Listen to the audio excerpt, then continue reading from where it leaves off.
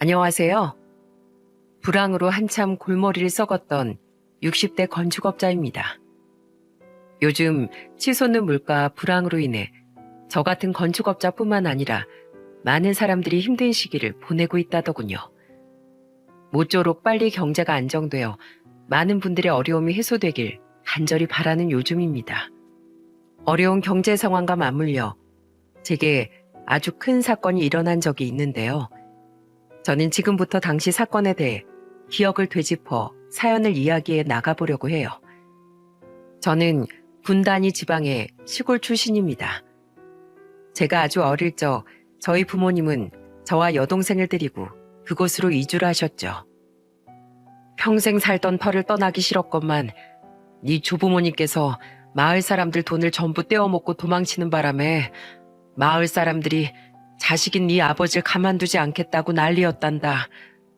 우리가 가진 돈을 다 털어서 돈을 갚으려고 했었지만 돈이 턱없이 부족했지. 결국 우린 그 동네에서 발을 붙이고 살 수가 없어서 눈물을 머금고 이곳으로 이사를 왔던 거란다. 어머니는 마을로 이사 올 당시를 떠올릴 때면 서글픈 표정으로 눈물을 글썽이셨습니다. 그렇게 가진 돈 한 푼 없이 이 마을로 흘러들어온 우리 가족은 굉장히 힘든 시절을 견뎌내야 했어요. 생계를 위해 농사를 지으려 겨우 빌린 돈은 턱없이 작았고 당장 수입이 없어 어머니는 각종 허드렛 일과 산파의 도우미 일을 시작하셨죠. 그런 힘든 시절을 견딜 수 있었던 건 다 마을 어른들의 도움 덕분이었어요. 본인들도 살림이 넉넉지 않으셨을 텐데 배고른 저와 여동생을 불러 밥을 먹여주셨고 아버지께 자신들의 농사일을 떼어주기도 하고 시간을 내서 저희 아버지의 농사를 도와주기도 하셨죠. 게다가 마을 유지 어르신께선 힘든 저희 집에 한동안 후원을 해주기까지 하셨어요. 그렇게 마을 사람들의 도움으로 우리 가족은 힘든 시기를 이겨낼 수 있었습니다. 어느 정도 기반을 마련한 뒤 저희 부모님은 자신들 또한 마을 사람들을 도우며 과거 자신들이 받은 은혜를 갚아가려고 노력하셨죠. 이후 여동생은 중매를 통해 서울로 시집을 갔고 저는 동양 사람이던 아내를 만나 건축 일을 시작한 후에도 부모님 집에서 함께 살며 부모님을 모셨어요. 이후 제가 맏딸과 두 아들을 낳고 키우는 사이 부모님은 빠르게 연로해지셨죠. 어머니는 저희 막내 아들이 5살 때 일찍이 병환으로 세상을 떠나셨고 저희 딸이 중학교 3학년 때 결국 아버지마저 지병으로 세상을 떠나시게 되었습니다. 아버지는 눈을 감으시기 직전에도 평생 제게 하셨던 당부를 잊지 않으시더군요. 널 이렇게 번듯하게 키우고 자식까지 보게 한 건 바로 이웃들이다. 항상 이웃들과 돕고 도우며 더불어 살아가려무나 수많은 배품이 반드시 너에게 행복으로 돌아올 게야. 아버지의 유지이기도 하지만 저 또한 마을 어른들의 도움을 어떻게 잊을 수 있겠습니까? 때문에 저는 제 일과 별개로 시간을 내서 어려운 마을 사람들을 도와주기 위해 많은 노력을 했어요. 장씨 할머니, 이번 장마 때 지붕에서 누수가 심했다고 하셨죠? 근데 돈 없다고 사람 안 부르셨다면서요. 제가 이번 주말에 들러서 지붕 손 좀 봐드릴게요.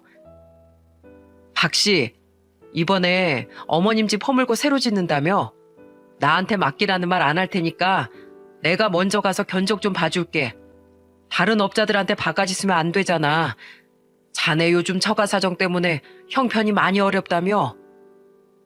사람들은 제게 고맙다며 작은 사례라도 하고 싶어 했는데 저는 그럴 때마다 이 마을에서 받은 은혜를 갚으려고 하는 일이니 전혀 그럴 필요 없다고 손사래를 치곤 했죠. 동생, 혹시 집에 있나? 우리 돼지 축사 뒤편도 좀 손봐줄 수 있겠어? 이게 업잘 부르자니 일이 너무 작고 또 가만두자니 쇠들이 너무 작아서 손을 보긴 해야 할 것 같아서 말이야. 내가 보수는 충분히 암세. 저희 마을엔 부모님께 물려받은 큰 돼지 축사를 운영하던 형님이 한 분 계셨습니다. 고용해서 부리는 외국인 노동자들도 있을 정도로 형님은 형편이 넉넉한 사람이었죠. 제가 고등학생 때 이 마을로 부모님과 이사 온 분이라 저와 크게 친분은 없었는데 그래도 오며 가며 인사할 정도의 안면은 있었어요. 그 형님네 부모님도 처음엔 넉넉치 않은 형편으로 돼지 농장을 시작하셨다는데 그때 유지 어르신이 형님네 부모님께도 도움을 주셨던 모양이더군요. 그래서인지 형님은 형님의 부모님 말씀을 따라 지역 기관에 기부도 하고 가끔 어르신들을 위한 마을 회관 행사에 형수님과 함께 자원봉사자로 참여를 하기도 했어요.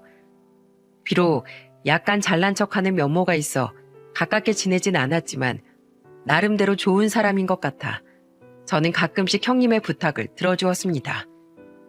어차피 돈을 받고 하는 일이긴 했지만 같은 마을 사람이니 거의 재료값만 받는 수준으로 말이죠.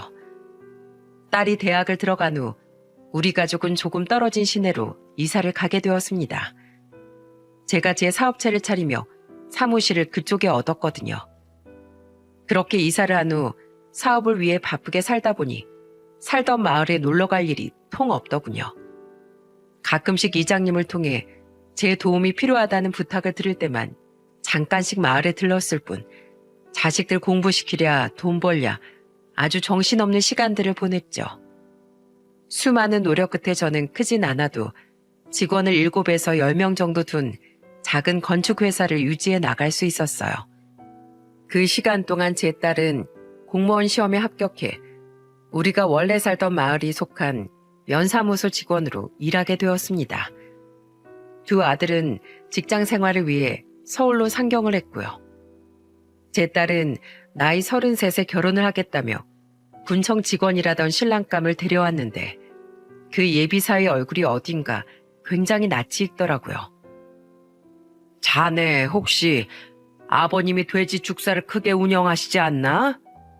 네, 맞습니다, 아버님. 저 못 알아보시겠어요? 저 돼지 농장 하던 집 큰아들입니다. 아버님 함자가 김정자 한자시고요. 깜짝 놀랐습니다. 예비사위는 바로 그 돼지 농장을 하던 형님의 큰아들이더라고요. 같은 동네에서 유년 시절을 보낸 제 딸과 예비사위는 대학을 가고 사회생활을 하면서도 꾸준히 연락을 주고받다가 인연을 맺었다더군요. 그래, 기억나네. 내가 이사 온 뒤론 형님 얼굴을 한 번도 뵌 적이 없는데 형님께선 잘 지내시나? 자네 모친께서도? 조부모님께선 안녕하시고? 저희 부모님께선 잘 계시고 할머니는 7년 전에, 할아버지께선 2년 전에 병환으로 돌아가셨습니다. 예비사위는 집을 나와 일하던 군청 근처에서 자취를 하고 있었다더군요. 둘째인 남동생이 돼지 농장 일을 돕고 있고 막내인 여동생은 다른 지방으로 독립을 해서 나가 살고 있다며 자신의 집에 근황을 전해주었죠. 딸아이의 결혼은 일사천리로 진행이 되었습니다. 원래부터 양가 집안이 서로 아는 사이이기도 했고 무엇보다 사이가 저희 딸을 굉장히 좋아하고 아끼는 모습이 마음이 들었거든요. 이후 저는 상견례를 하며 오랜만에 이젠 사돈이 될 형님 부부를 만나게 되었는데 그새 돼지 농장이 더 커졌다더니 형편이 엄청나게 피긴 핀 모양인지 형님 부부는 옷차림새부터 많이 달라졌더군요. 딱 봐도 고가로 보이는 명품 옷에 명품 구두에 바깥 사돈 손목에 찬 시계는 누가 들어도 알만한 고가 브랜드의 제품이었죠. 저는 솔직히 봐도 잘 몰랐지만 형님이 대놓고 제게 고급 브랜드 시계라며 자랑을 했었기에 알 수 있었어요. 게다가 끌고 온 차까지 고급 외제차인 것을 보니 드러내기 좋아하는 형님답다는 생각이 저도 모르게 머릿속에 떠오르더라고요. 뭐 그것들을 모두 유지하고 살만한 형편이 된다면야 자랑을 하든 뭘 하든 무슨 상관이겠습니까? 제 딸이 가난한 시댁에 시집을 가는 것보단 훨씬 나은 일이라고 생각했죠. 그렇게 많은 사람들의 축복 속에 결혼식은 끝이 났고 저와 형님은 정식으로 사돈이 되었습니다. 저희 딸과 사이는 결혼한 이후 사이가 일하던 군청 근처에 신혼집을 얻었어요. 그리고 결혼한 이듬해엔 예쁜 소녀까지 낳았죠. 그런데 형편이 여유로운 줄 알았던 사돈댁은 생각보다 자기 자식에게 인색하게 굴더군요. 처음 결혼할 때 경제적 자립을 해야 한다며 집이며 혼수 비용 등 결혼 자금을 일절 보태주지 않더니 나중엔 우리 딸이 소녀를 낳았을 때도 그 흔한 아기 신발 하나 사주지 않더라고요. 저는 결혼하는 딸에게 5천만 원을 지원해주고 소녀를 낳을 땐 산후조리 비용과 아기 침대 등 아기용품을 한가득 사다 줬는데 말입니다. 아무리 자식을 경제적으로 자립시키는 게 중요하다지만 자기들 명품은 그렇게 자랑하던 양반들이 자식들에겐 이렇게까지 인색하게 구나 싶어 솔직히 마음이 조금 언짢아졌죠. 나중엔 딸이 잠든 손녀를 안고 시댁에 들어갔다가 지금 유모차 사달라고 시위하는 거냐며 이상한 타박을 들었다는 말까지 들으니 귀가 차더라고요. 결혼해서도 부모한테 손 벌리는 자식들이 바로 호로 자식 아니냐면서 말입니다. 사위는 사돈댁에 언짢아하는 저와 아내 앞에서 차마 고개를 들지 못하더군요. 죄송해요, 장인어른 장모님. 저도 저희 부모님이 대체 왜 저러시는지 모르겠어요. 사실 두 분이 저희 할아버지 돌아가시기 전엔 욕심과 허세가 있긴 하셔도 이 정도는 아니셨거든요. 자주는 아니어도 베풀기도 하고 자식들에게도 평범한 부모님이었는데 할아버지가 돌아가시고 나선 자꾸 이상하게 바뀌어 가세요. 창피하지만 아마 아버진 할아버지께서 돌아가시기 직전까지 재산을 다 물려주지 않으셨으니까 유산 때문에 할아버지 말씀을 잘 따랐던 게 아닌가 싶네요. 제가 정말 수양이도 두 분도 별 면목이 없습니다. 사위의 말을 들어보니 기가 차더라고요. 자기 부모가 본색을 드러낸 것 같다는 말을 하는 사위의 마음은 또 오죽했겠습니까? 나중엔 우리 딸에게 이런 말을 듣게 해서 정말 죄송하다며 눈물을 뚝뚝 떨구는데 참 마음이 안 좋더라고요. 됐어. 그만 죄송해하게. 자네 마음도 영 말이 아니겠구먼. 자, 오늘은 우리 집에서 나랑 삼겹살에 소주나 한잔하고 가게. 괜찮은 시부모 자리에 딸을 보냈다고 생각했건만 일이 한참 잘못된 것 같아 속이 상했습니다. 딸 내외에게 일절 지원을 안 해줬다 뿐이지 그렇다고 사돈들이 저희 딸에게 큰 잘못을 한 것도 아니었기에 사돈에게 전화를 걸어 화를 내기도 애매하더군요. 대신 저는 제가 해줄 수 있는 범위 내에서 소녀 육아용품도 사주고 가끔 용돈도 챙겨주는 등 딸아이 부부를 챙겨주려고 노력했죠. 반면 사돈댁에 점점 마음이 상하는 일이 많아진 딸과 사이는 점차 명절과 사돈들의 생일을 제외한 다른 날은 사돈댁과 왕래를 잘 하지 않는 것 같더라고요. 그렇게 딸이 시집을 간 지도 5년이 흐른 어느 날이었습니다. 퇴근을 한 후 집에서 약주를 한잔하고 있던 전 휴대전화 액정에 뜬 이름을 보고 깜짝 놀랐어요. 사돈, 잘 지내셨소? 그 사람은 바로 바깥 사돈이었거든요. 딸아이의 결혼 초반 이후 직접 통화한 건 처음인지라 굉장히 의외였죠. 게다가 그동안 좋지 않은 소리만 계속 들어서인지 썩 반갑지도 않았고요. 그런데 사돈이 전화를 건 용건은 더더욱 예상 외더군요. 저야 뭐 잘 지냈습니다. 그런데 어쩐 일이십니까? 다른 건 아니고 사돈, 우리 돼지 축사 있죠? 이번에 그 축사를 좀 증설할까 하는데 요새 우리 사정이 좀 안 좋아서 말이에요. 사돈, 내 오랜만에 연락해서 이런 부탁하는 게 너무 미안하긴 한데 우리 축사 증설 좀 저렴하게 맡아주면 안 될까요? 이런 부탁 정말 염치 없는가 하는데 정말 요새 사정이 힘들어서 그럽니다. 내가 돈 없다 소리하기 민망해서 애들한테 말은 차마 못했는데 요 몇 년간 자꾸만 돼지들이 폐사해서 정말 사정이 힘들었어요. 어떻게든 돼지들 살리고 농장 유진해야 하니까 그동안 우리 며느리가 소녀 낳았을 때도 조리원 비용도 못 대주고 소녀한테도 아무것도 못 해준 겁니다. 근데 내가 어디서 들어보니까 공간이 넓어야 돼지들이 더 잘 큰다고 하더라고요. 그래서 이참에 아예 축사를 늘려보려고 하는 거예요. 어떻게 안 될까요, 사돈? 사돈의 말을 들어보니 사위와 딸에게 들었던 말과는 다르게 정말 사정이 좋지 않았던 것 같더군요. 물론 사실이 아닐 수도 있겠지만 이게 정말이라면 부모된 입장에서 자식에게 아쉬운 소리를 하는 것이 얼마나 어려운지 아는지라 저는 살짝 마음이 약해졌어요. 사실 저도 요새 인건비다 자재비다 많이 올라서 다른 데서 못 받은 미수금이 많아서 골칩니다. 다른 데보다야 저렴하게 해드릴 수는 있지만 저도 사정이 사정인지라 그렇게 저렴하게는 못 해드립니다. 아이고, 그 정도면 충분해요. 사돈께서 어련히 알아서 잘 견적 내주시려고요. 그리고 전 절대로 줘야 할 돈 안 주고 그런 사람 아닙니다. 사돈도 아시잖아요. 당시 저도 사정이 썩 좋지 않았던 터라 고민을 하긴 했지만 그래도 저희 딸 시댁일이라 마음이 쓰이기도 했고 예전에 제게 일을 부탁할 때도 돈 문제는 확실했던 사람이니 의뢰를 받아들였습니다.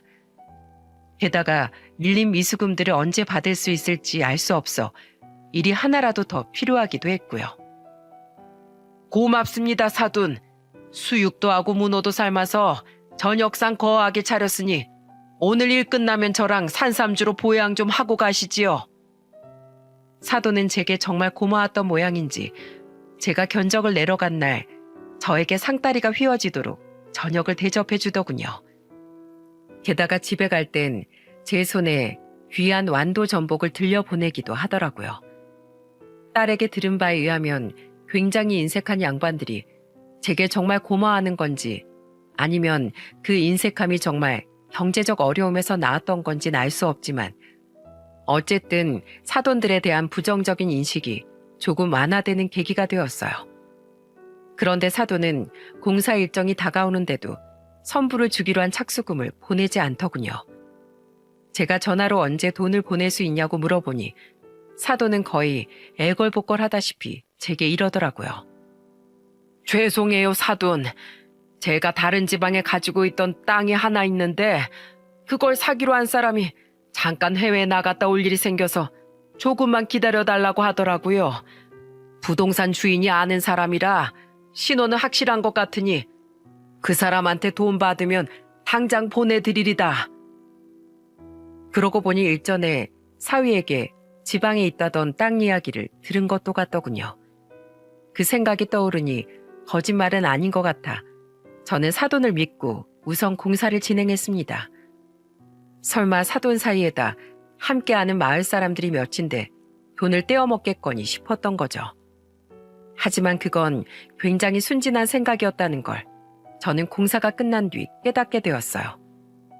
저는 약 1억 정도 나온 견적을 최대한 마진이 남지 않은 선에서 7천만 원까지 줄여서 공사 대금을 책정했습니다. 사돈 또한 저에게 고맙다고 말하며 계약서를 작성했고요.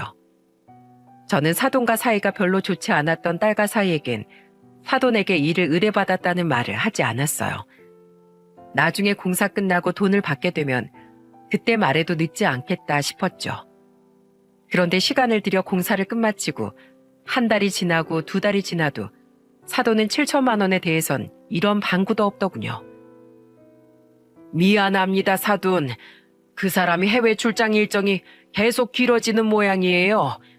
내가 받아둔 담보가 있으니까 떼먹힐 염려는 없으니 너무 걱정 마십시오. 그 사람 한국 들어오면 제가 제일 먼저 연락드릴게요. 빨리 좀 부탁합니다, 사돈. 가뜩이나 미수금들이 밀린 마당에 사돈 축사 증설 때 들어간 자재비, 인건비들 다 합하니 아주 제가 죽을 노릇이에요. 처음엔 사돈도 제게 연신 미안하다고 사과하며 사정을 설명하더군요. 그런 사돈에게 무턱대고 윽박지를 수도 없어 저는 빨리 부탁한다는 말만 하곤 사돈을 믿고 기다렸습니다. 하지만 사돈은 계속해서 제게 돈을 주지 않았고 계속되는 저의 최근에 마지막 석 달째엔 제게 이렇게 말하더라고요. 아, 거참 되게 보채시네. 아니 사돈, 이렇게 된 거 그냥 사돈끼리 품앗이 했다고 생각하면 안 되겠습니까? 네? 품앗이라뇨? 사돈, 제가 말씀드렸지 않습니까? 가뜩이나 미수금들 많아서 저도 사정이 어렵다고요. 돈 문제는 확실히 해주신다더니 이제 와서 이러면 어떡합니까? 그러니까 내가 이렇게 부탁하잖아요. 까놓고 말해서 사돈이 옛날엔 어려운 마을 사람들 무상으로 막 도와주고 다니지 않았습니까? 하물며 저는 그냥 이웃이 아니라 가족이잖아요. 그런 가족한테 돈을 받으려고요? 내가 나중에 다시 축사 좀 잘 되면 그때 섭섭하지 않게 좀 챙겨드리리다. 팔면 당장 사돈께 돈 드리려고 했던 그 지방 땅을 글쎄 그 사람이 결국에 못 사겠다고 해서 못 팔게 됐어요. 나도 피해자라 가슴이 아주 답답합니다. 그럼 줄 수 있는 돈이라도 우선 주십시오, 사돈. 저 이번 달 직원들 월급 줄 돈이 없어서 대출까지 받았습니다. 우선 회사가 버텨야 다음 일을 맡아서 다른 돈을 벌어드리죠. 글쎄, 저도 정말 드리고 싶은데 이번에 남은 현금 탈탈 털어서 돼지들을 더 사드렸더니 나도 수중에 남은 돈이 없습니다. 안 드리려고 하는 것도 아니고 나중에 꼭 드린다잖아요. 저도 지금 먹고 죽을래도 돈이 없는데 없는 돈을 땅 파서 드리리까? 가족끼리 이해 좀 해주세요. 예? 그럼 전 그렇게 알고 끊습니다. 미안합니다, 사돈. 사돈! 황당했습니다. 대출받아서 직원들 월급을 겨우 충당하고 있는 마당에 7천만 원을 한 푼도 못 주겠다고 잡아떼버리니 미치고 팔짝 뛸 노릇이었죠.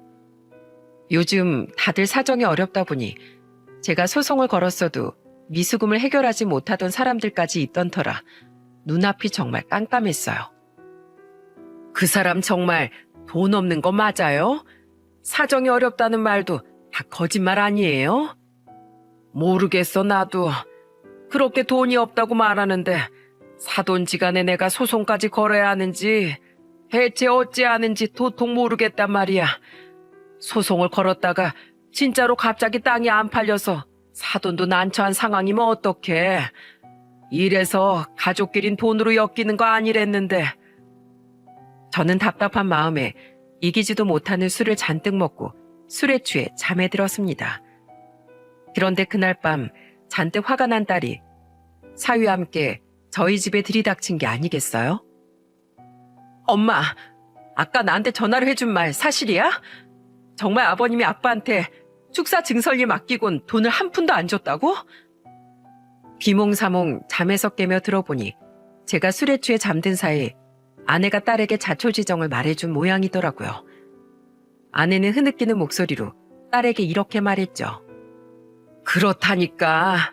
아휴, 내가 진짜 옆에서 보는데 속이 상해서 볼 수가 없어서 너한테 전화한 거다. 김서방, 자네 아버지 정말로 사정이 어려우신가?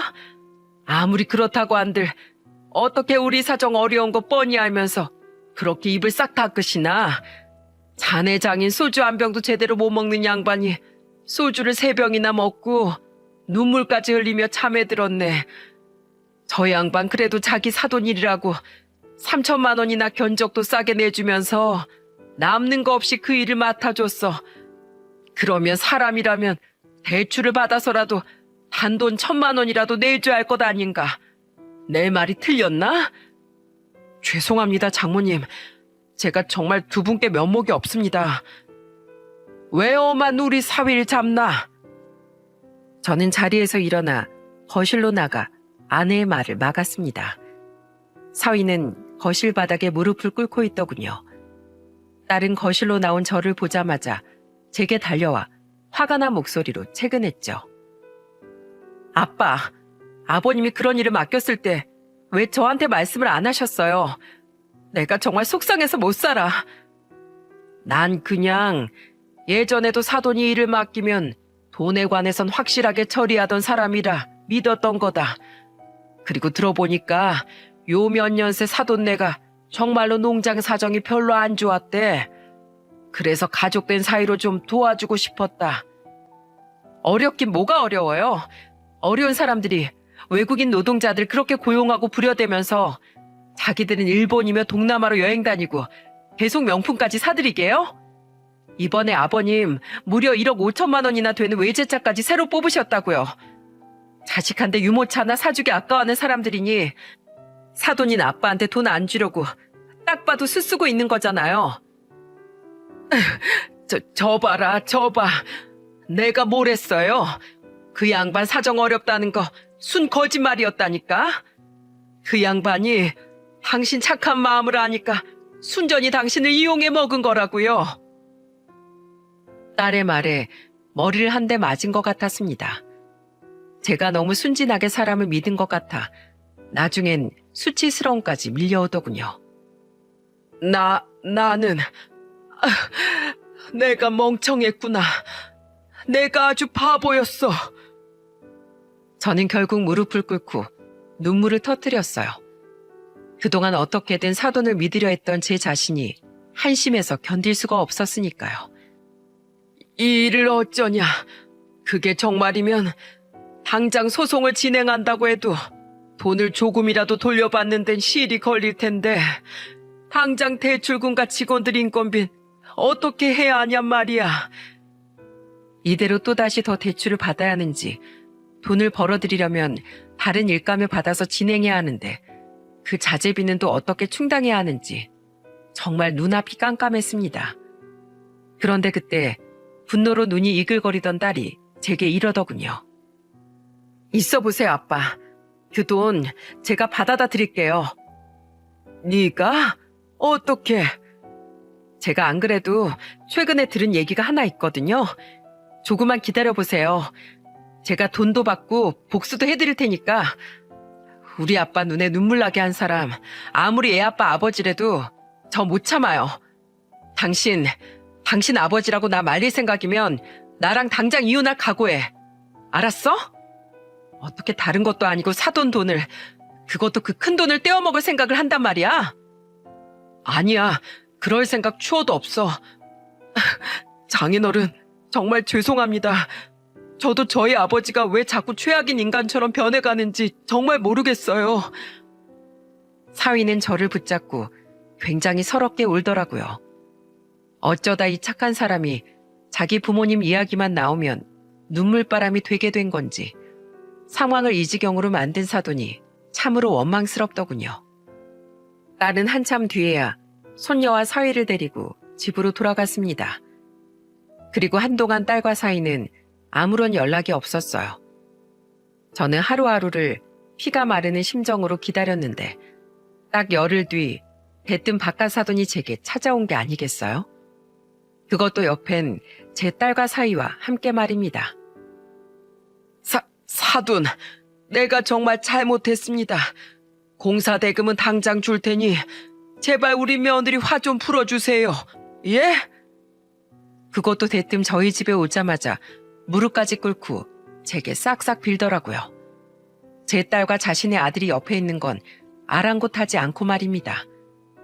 저는 의아한 눈으로 딸을 바라봤는데 딸은 팔짱을 낀 채 콧방귀를 흥하고 끼더군요. 그리고 이어진 딸의 말은 저에게 엄청난 놀라움을 안겨주었어요. 좀 알아보니까 우리 면사무소에 접수된 시댁 대지 축사에 대한 악취 관련 민원이 몇 건 있더라고요. 저야 제 업무가 아니니까 몰랐죠. 그런데 며칠 전에 담당 직원이 제게 귀띔을 해주었거든요. 면사무소랑 군청에 접수된 민원 때문에 우리 시댁 축사 악취 문제로 몇 번 군청에서 조사를 나갔었는데 점검 전에 사전 고지를 미리 해서 그런지 문제가 걸린 적이 한 번도 없었다고요. 그래서 주민들이 참 안 됐다고 말해주는데 바로 얼마 뒤에 아버님이 아빠 돈을 떼어먹었다는 얘기를 들은 거죠. 그래서 다시 이장님 통해서 마을 주민들한테 다시 민원을 넣으라고 말씀드렸어요. 한날 한시에 단체 민원을 넣으면 군청에서도 문제를 작게 처리하지 못할 테니까요. 이장님께서 우리 면장님이랑 마을 일을 상의하느라 자주 오시곤 했거든요. 그리고는 혹시 몰라서 며칠 전에 남편이랑 시댁 가서 축사 이곳저곳을 다 찍어왔어요. 그땐 점검에 대해 아무런 대비가 안 되어 있었을 거니까요. 저나 남편은 아무것도 모르지만 군청에서 그쪽 업무를 담당하는 직원은 보면 알 수도 있으니 남편이 그쪽 부서 직원한테 사진을 보여주며 부탁했어요. 축사 악취 관련 문제로 민원이 제기된 상태니 이 사진들을 토대로 불시 단속을 나가줄 수 있냐고요. 다행히 그 사진이 도움이 되긴 했는지 그쪽 부서에서 불시 점검을 나가줬더라고요. 단속의 사정고지가 꼭 의무는 아니라면서요. 그렇게 제 딸은 치밀하게 준비해 사돈의 양돈장에 불시 단속을 내보냈더라고요. 아무런 대비 없이 단속을 맞은 터라 사돈은 가축 분뇨 배출 시설을 설치했음에도 불구하고 비용을 절감하려 인근 하천 그리고 축사 뒤쪽 야산에 분유와 오물을 매립한 사실이 모두 적발됐다더군요. 자신의 입속을 챙기기 위해 마을 주민 모두에게 그동안 엄청난 피해를 줬던 겁니다.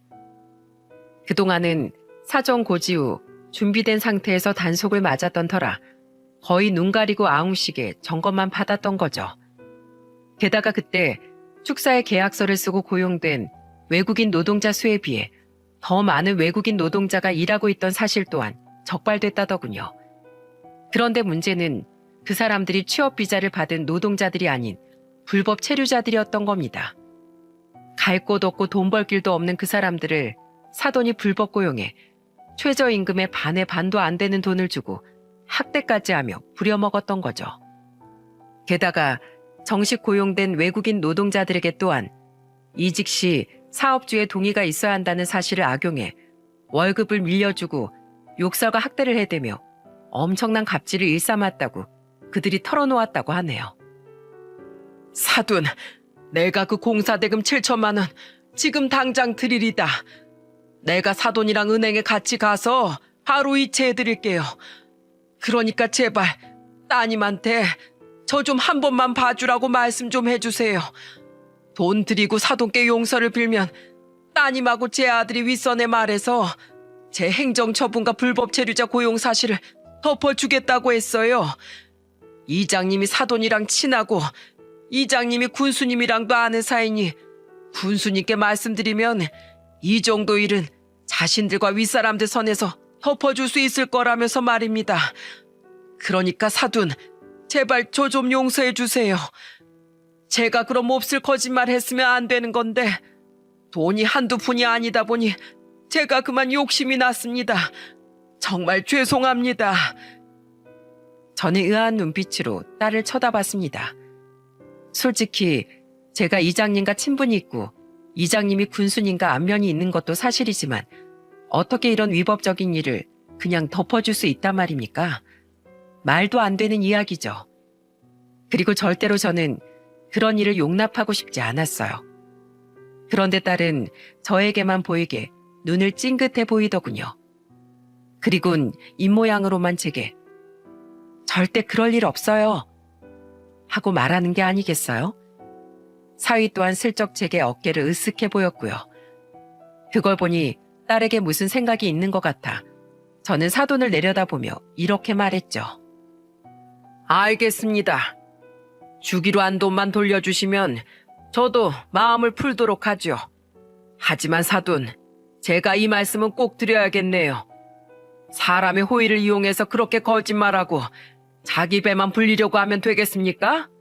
그것도 사돈 말대로 남도 아닌 가족 사이의 말이에요. 이번 일이 끝나면 우린 서로 얼굴 볼 일 없었으면 좋겠습니다. 그리고 두 번 다시 마을 사람들에게 피해 주는 일 없게 앞으론 불법으로 분뇨를 그런 식으로 처리하지 마세요. 아시겠어요? 예, 그럼요. 제가 전부 사죄드리겠습니다.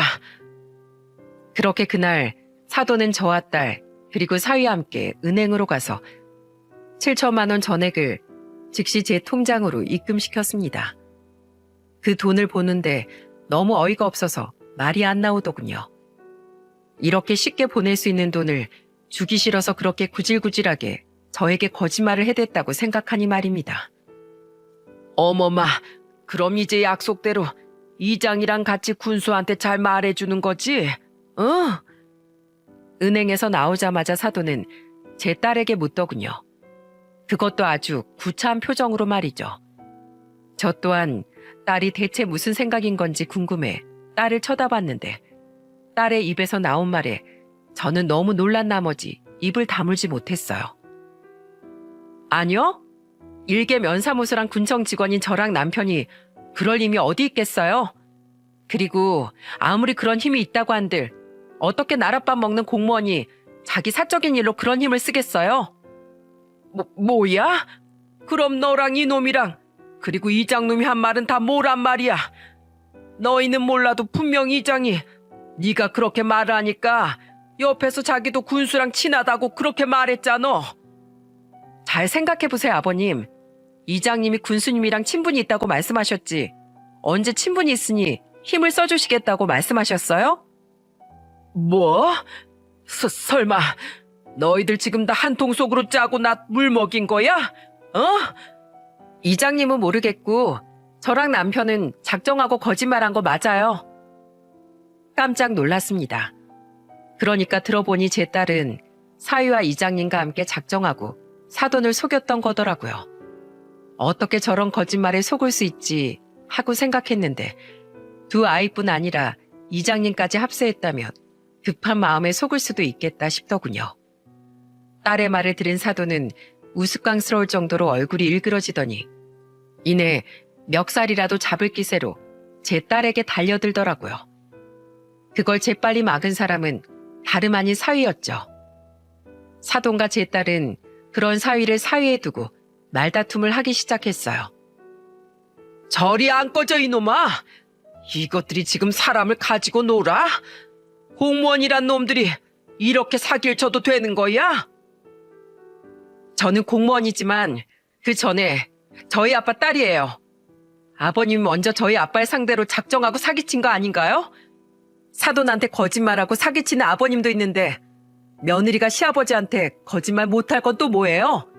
사기엔 사기, 거짓말엔 거짓말로 답해주는 게 인지상정이죠. 뭐야? 야, 내 돈 내놔. 사돈, 아니 동생. 딸 자식 교육 한번 잘 시켰어. 어? 이게 사돈 대접 좀 해주니까 사람을 아주 물러봤지. 내가 너희 다 가만 안 둬. 그만 좀 하세요, 아버지.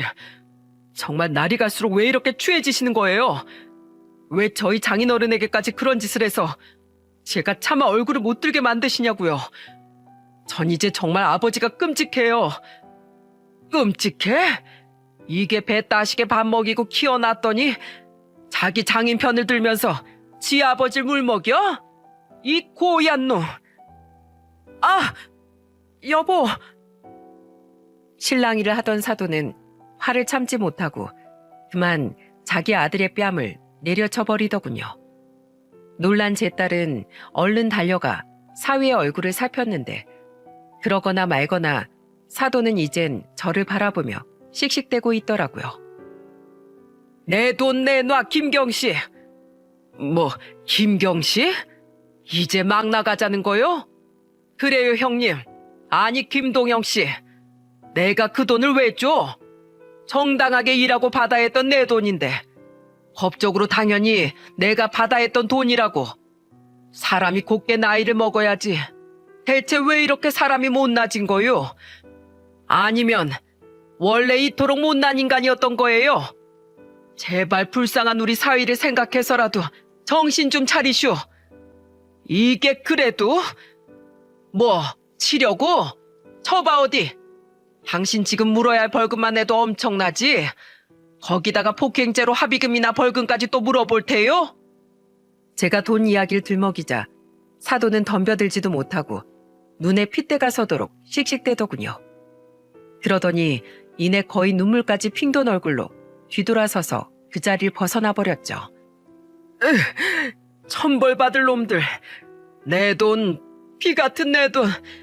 너희 둘은 더 이상 내 며느리랑 아들도 아니야. 우리 집에 두 번 다시 얼씬할 생각도 하지 마. 그게 제가 본 사돈의 마지막 얼굴이었습니다. 아버지를 잃게 된 사위는 제 손을 잡고 아주 꺼이꺼이 울더군요. 이런 일을 겪게 해드려서 죄송해요, 장인어른. 이젠 두 번 다신 이런 일 절대로 없을 거예요. 사위는 정말 3살 먹은 어린애처럼 길바닥에서 엉엉 울었습니다. 딸은 자신의 남편이 울자 자신 또한 서러워졌는지 사위를 껴안고 토닥이며 함께 울었죠. 저 또한 두 아이의 그런 모습에 미안함이 북받쳐 올라 여전히 마주 잡은 사위의 손을 연신 쓰다듬으며 흐느꼈어요. 내가 미안하네, 김서방. 내가 미련 곰탱이여서 그런 일을 당해 자네와 내 딸 마음을 아프게 했네. 정말 미안하네. 이렇게 딸의 기지에 저는 당장 받지 못하고 긴 싸움을 할 뻔한 공사대금을 곧바로 받을 수 있었습니다. 그리고 사돈은 불법 체류자들을 고용한 것에 대한 벌금과 가축 분뇨법 위반으로 인한 엄청난 과징금을 물어야 했어요. 돼지가 3,000마리나 되는 큰 규모의 축사였기에 불법 매출한 분뇨량도 엄청나 그만큼 과징금의 액수도 늘어났던 거죠. 게다가 불법 체류자였던 외국인 노동자들이 강제 추방을 당해 몇 명이나 되는 일손까지 잃어 한동안 고생을 꽤나 했다고 하더라고요. 이후 이장님은 저에게 돈은 잘 돌려받았냐며 전화를 주셨습니다. 덕분에요, 이장님. 감사합니다. 그런데 어떻게 제 딸과 사위와 함께 그런 거짓말을 해줄 생각을 하신 겁니까? 내가 그것 때문에 돼지 농장 김씨한테 욕을 한 바가지 먹었네. 그래도 자기가 어쩔 텐가. 난 손을 써준다고 한 게 아니라 그냥 군수와 친분이 있다 정도만 말했던 건데 내가 이장으로서 그러면 안 되지만 그놈이 자네한테 한 일을 듣고 내 화가 나서 참을 수가 없었네. 자네의 착한 마음을 이용해서 그런 짓을 한 그놈에게 나도 슬쩍 안갚음을 해주고 싶었지. 자네가 마을 사람들을 위해 그동안 얼마나 많은 봉사를 해줬나.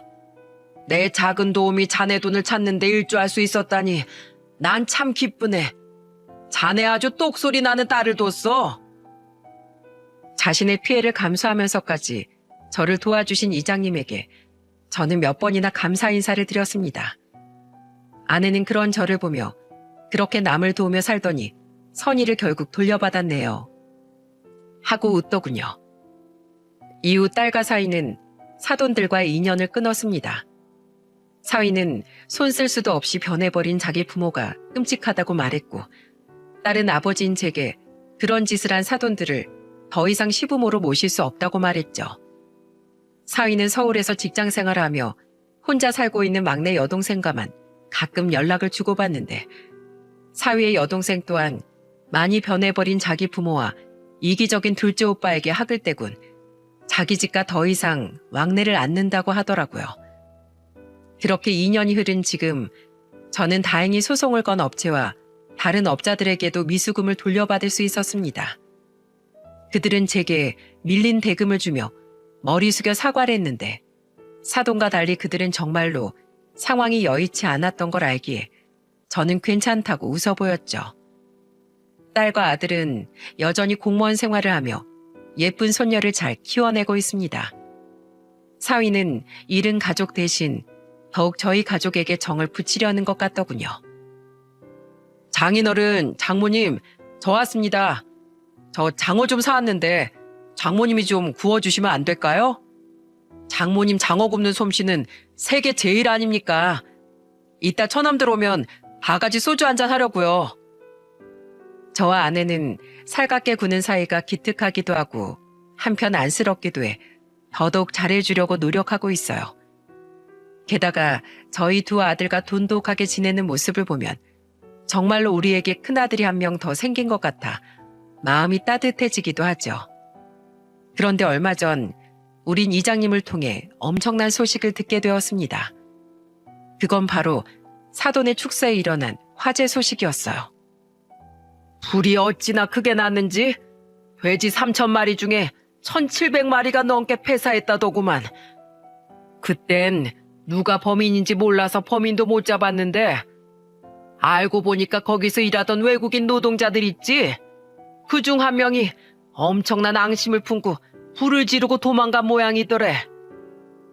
나중에 나 아무리 찾아도 안 보이니까 그놈인가 보다 싶어서 경찰에 신고했는데 불이 난 그 다음날 이미 자기 나라로 출국해서 도망간 뒤였대. 그런 놈을 어떻게 잡나? 그러니까 평소에 남들한테 잘 좀 하지. 다 인과응보일세. 그 말을 들으니 이장님 말씀대로 인과응보라는 게 정말 있나 싶더라고요. 게다가 이장님은 또 다른 놀라운 소식 또한 전해주셨죠. 그리고 그 집 둘째 아들하고 며느리 있지? 왜? 그 집에서 같이 살던 애 못 낳던 자네 사이 동생 부부 말이야. 평소에 돼지 농장 물려받겠다고 그렇게 자기 부모 말이라면 해라도 뒤집어 깔 것처럼 굴더니 농장이 그렇게 되자마자 집에 있는 자기 부모 돈을 들고 튀었대 글쎄. 김 씨가 자네한테 돈을 뜯긴 뒤로 돈에 집착이 엄청나져서 은행에서 현금을 찾아다가 집에 숨겨뒀었나 봐. 그걸 평소에 눈여겨봐뒀다가 집이 망할 것 같으니까 들고 도망간 거지. 아무튼 세상 말세다 말세야. 안 그런가? 제게 그 소식을 들은 서인은 그렇게 자식들에게 돈을 아끼더니 결국 그 자식에게 돈을 빼앗기게 된 꼴이라며 씁쓸한 표정을 짓더군요. 그리고 얼마 전 저는 의외의 사람에게서 전화를 받았습니다. 그 사람은 바로 사돈이었죠. 잠결에 전화를 받은 터라 누구에게서 걸려온 전화인지 확인을 못했었는데 휴대폰 너머에서 들려온 목소리를 듣고 얼마나 놀랐는지 모릅니다. 그리고 사돈이 제게 전화한 이유를 들은 저는 사돈이 너무 한심해서 견딜 수가 없겠더라고요. 사돈, 나요. 동영이 애비. 제가 참 2년 전에 못난 모습을 많이 보였죠? 그땐 제가 정말 죄송했습니다. 사돈, 혹시 소식 들었는지 모르겠습니다만 제 축사에 크게 불이 났습니다. 그때 일로 재산의 절반이 날아간 데다 내 둘째 아들 부부가 또 거금을 가지고 도망을 가서 아주 내 꼴이 우습게 됐어요. 그래서 말인데 사돈, 이번엔 정말로 돈을 드릴 테니까 좀 저렴하게 축사 좀 재건해주면 안 될까요? 다른 데다 물어봐도 부르는 돈이 억소리가 나니 지금 이런 형편에 그런 돈을 어떻게 낸답니까? 사돈, 가족 좋다는 게 뭡니까? 불우이웃 돕는 거 좋아하시죠, 사돈? 제가 바로 그 불우이웃입니다. 제발 어떻게 좀 안 될까요? 예, 안 됩니다. 사람이 엄치가 있어야지 원. 내가 사돈 말을 어떻게 믿습니까? 그리고 행여 선불로 돈을 전부 준다고 한들 난 사돈처럼 남의 돈 남의 인생 우습게 하는 사람한테 한 푼도 견적 못 깎아줍니다. 남들보다 배로 받아도 상관없다고 하면 그때 나한테 맡기세요. 그럴 일 없죠? 그럼 우리 사이에 더 이상 연락할 일 없는 거로 알고 이만 끊겠습니다. 이 말씀만 꼭 좀 드리고 싶네요. 사돈이 그렇게 남을 배신하고 이기적으로 사니 옆에 있던 사람들도 자식들도 하다못해 고용했던 노동자들까지 죄다 사돈 뒤통수를 치고 떠난 겁니다. 그러니 제발 앞으로 남에게 피해 주지 말고 정직하게 좀 사세요. 아시겠어요? 마지막까지 자신의 아버지가 제게 저런 뻔뻔한 부탁을 했다는 걸 알면 사위의 억장이 무너질 것 같아 저는 사위와 딸, 아내, 그중 누구에게도 이 일을 말하지 않았습니다. 제발 착하고 부끄러움을 아는 우리 사위를 위해서라도 사돈들이 정신 차리고 더 이상 사위에게 부끄럽지 않은 부모가 되었으면 하는 게 이 글을 마치며 적는 제 간절한 바람이네요. 저는 앞으로 제 어리석은 행동으로 인해 부모와 연을 끊게 된 사위를 제 친아들처럼 아껴주고 보듬어주며 잘 살아갈 생각입니다. 여러분, 저는 사람의 선의를 이용하여 자신의 배만 불리는 악덕업자들의 행태가 하루빨리 없어지길 바라는 마음으로 이 사연을 보내게 되었어요. 마치 제 사돈들처럼 말이죠. 그리고 또한 선행은 복으로, 악행은 화로. 이렇듯 자신이 한 일은 반드시 자신에게 돌아온다는 중요하고도 단순한 사실을 부디 많은 사람들이 항상 가슴에 새겨두었으면 좋겠습니다.